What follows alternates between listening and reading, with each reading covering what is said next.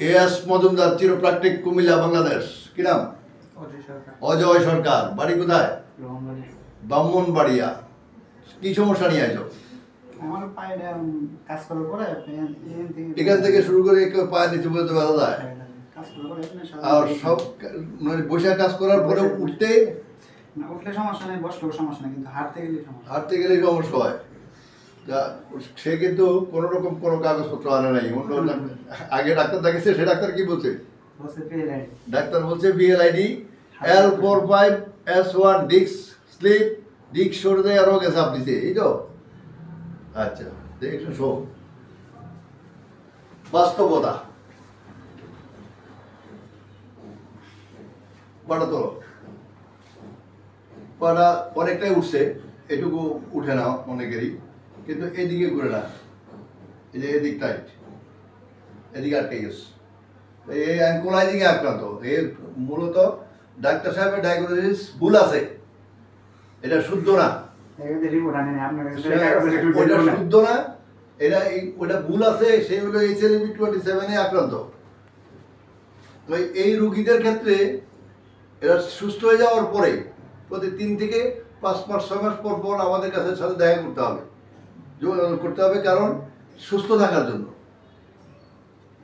এই রোগের কোনো ওষুধের পর্যন্ত পৃথিবীতে আবিষ্কার হয় নাই। ওষুধ দিয়ে এই রোগটাকে ভালো করা যায় না, ভালো রাখা যায় না। আমরা তার চিকিৎসা শুরু করবো একটু পরে। এখন উপরে নিচে নিও।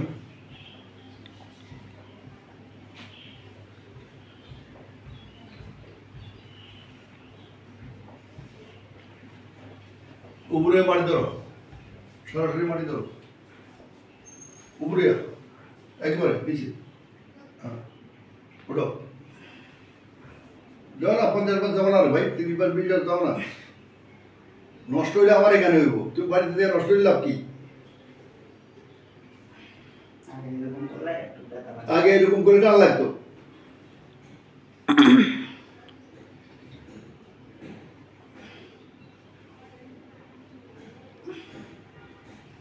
নিচে বসো, আরো পেতে বসো।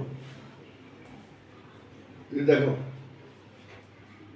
আগে এইভাবে বইলে এখানে টান লাগতো, এখানে টান লাগতো, পিছন দিয়ে টান লাগতো।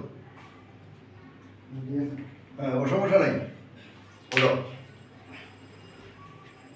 সে অত্যন্ত চালাক মানুষ।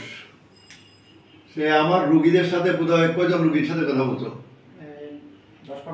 10-15 জন রুগীর সাথে টেলিফোনে কথা বলছে।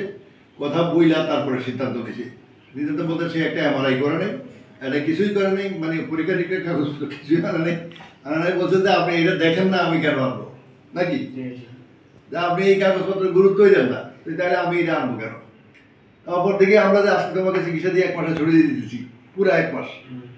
তুমি কেমন মনে হয় তোমার? তোমার যে সমস্যা নিয়ে আছি না, এটা আসেনি এখন, তাই খুশি দাও। খোদা হাফেজ।